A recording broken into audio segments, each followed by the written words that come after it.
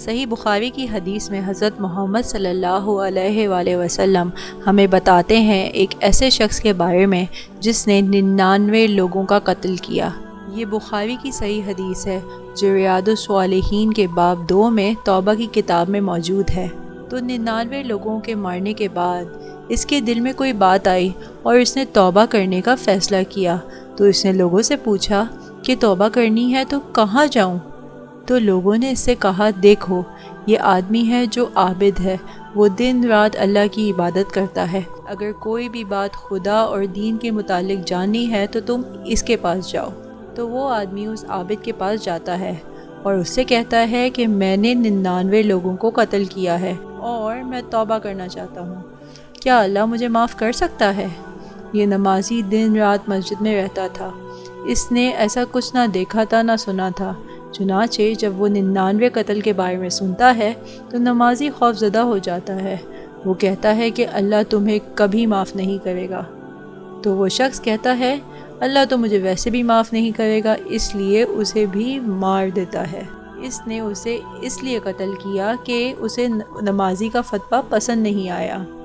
اس سے آپ کو اس شخص کی بے رحمی کا پتہ چلتا ہے۔ اس نے ایک نمازی کو قتل کیا، وہ شخص جو دن رات اللہ کی عبادت کرتا ہے، کوئی ایسا شخص نہیں جس نے اسے ناراض کیا ہو یا مخالفت کی ہو یا اس کی بے عزتی کی ہو۔ یہ بندہ نمازی تھا اور اس کے فتویٰ پسند نہ آنے کی وجہ سے اس نے اسے قتل کر دیا۔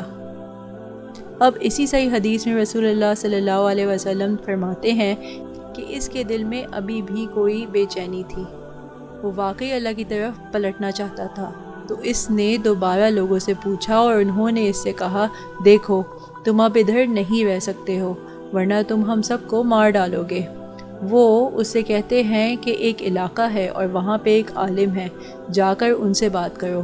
وہ عالم کے پاس جاتا ہے اور کہتا ہے کہ میں نے 100 آدمی مارے ہیں، کیا اللہ مجھے معاف کر سکتا ہے؟ وہ اس آدمی سے کہتا ہے، اور تمہارے اور توبہ کے درمیان کون کھڑا ہو سکتا ہے؟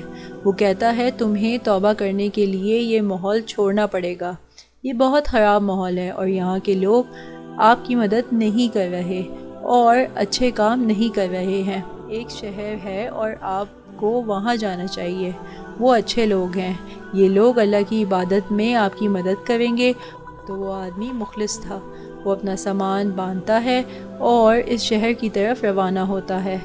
راستے میں اس کی موت ہو جاتی ہے تو بخشش کے فرشتے نازل ہوتے ہیں اور عذاب کے فرشتے بھی اترتے ہیں اور ان کے بیچ میں بحث ہو جاتی ہے۔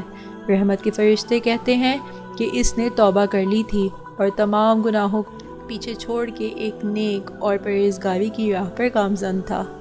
عذاب کے فرشتے کہتے ہیں کہ نہیں، اس نے 100 لوگوں کا قتل کیا اور اس نے اپنی توبہ مکمل نہیں کی بلکہ ابھی راستے میں ہی تھا اور موت آ گئی۔ اب اللہ تیسرا فرشتہ بھیجتے ہیں جو ان کے درمیان فیصلہ کرے۔ وہ کہتے ہیں چلو فاصلہ ناپتے ہیں، اگر وہ گناہ کی بستی سے زیادہ قریب تھا تو عذاب کے فرشتے اسے لے جائیں گے، لیکن اگر وہ مغفرت کی بستی سے زیادہ قریب تھا تو رحمت کے فرشتے اسے لے جائیں گے، لہٰذا وہ زمین کی پیمائش کرتے ہیں اور بدقسمتی سے وہ گناہ کی بستی سے قریب تھا۔